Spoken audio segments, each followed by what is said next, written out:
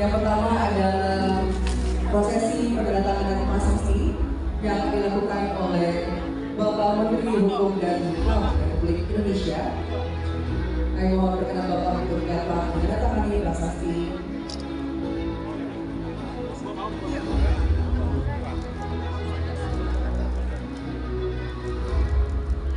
Selanjutnya kami mohon Presiden Bapak Menteri untuk memotong kita peresmian P4 sesuai dengan aba-aba dari Indonesia.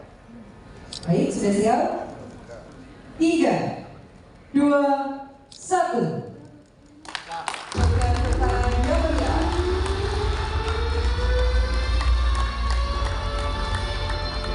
Maka fasilitas gedung P4 LPSK dan infrastruktur penduduk lainnya telah resmi diresmikan.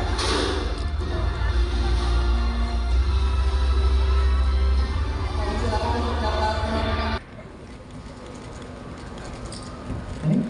sekali lagi Bapak Ibu sekalian mohon berkenan. 1, 2, 3. Sudah cukup? Terima kasih. Kami berikan juga Iwanani.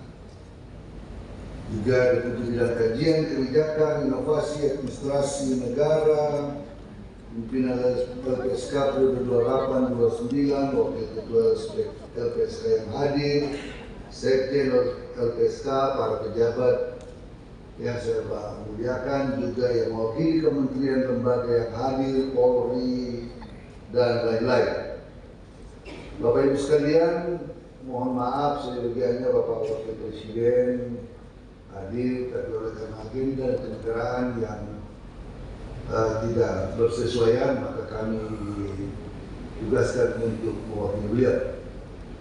Pertama-tama kita ucapkan puji syukur kehadirat Tuhan Yang Maha Kuasa, karena atas kasih dan rahmat-Nya kita dapat semua berkumpul untuk mengikuti acara peresmian fasilitas Pusat Perlindungan Pemulihan dan Pelatihan P4 serta infrastruktur penguatan tata kelola perlindungan saksi dan korban berbasis teknologi informasi dan komunikasi, lembaga perlindungan saksi dan korban. Tadi sudah kita lihat cukup canggih, cukup baik sekali. Pada kesempatan kali ini saya mewakili Bapak Wapres untuk menyampaikan sambutan ini.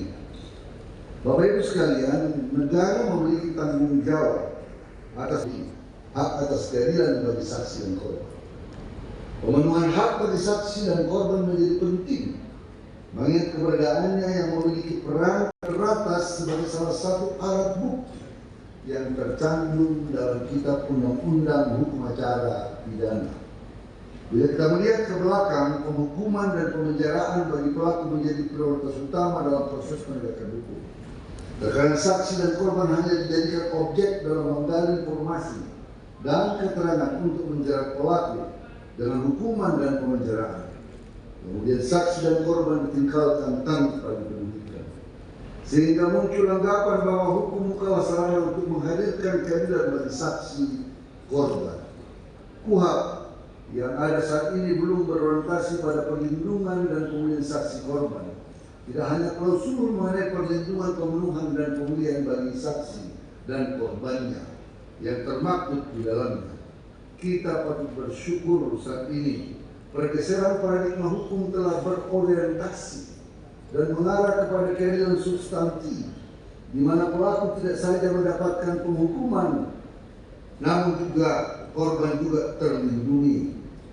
Jadi kalau dulunya orang konsentrasi semua dalam ilmu kriminologi, sekarang juga berkembang namanya viktimologi. Beberapa negara-negara maju mata kuliah viktimologi khusus bagi mahasiswa-mahasiswa fakultas hukum, juga khusus lagi dalam bidang kriminologi mata kuliah viktimologi menjadi penting. Sebabnya kita lihat bahwa perlindungan saksi dan korban ini menjadi penting sekali. Salah satunya saat LPSK yang sejak 15 tahun lalu berdiri, kini telah berkembang dengan berbagai program perlindungan dan pemulihan yang dijalankannya. Undang-Undang Nomor 13 Tahun 2006 tentang perlindungan saksi dan korban menjadi regulasi yang memayungi hak-hak saksi dan korban di Indonesia. Undang-undang ini diharapkan dapat menjadi penyeimbang antara dimensi penghukuman dan pemenuhan hak bagi saksi maupun korban. Perubahan Undang-Undang Perlindungan Saksi dan Korban melalui Undang-Undang Nomor 31 Tahun 2014 memperluas jaminan perlindungan bukan hanya kepada saksi dan korban, namun juga untuk subjek hukum lain, saksi pelaku, pelapor, dan ahli yang memiliki arti penting dalam proses peradilan pidana.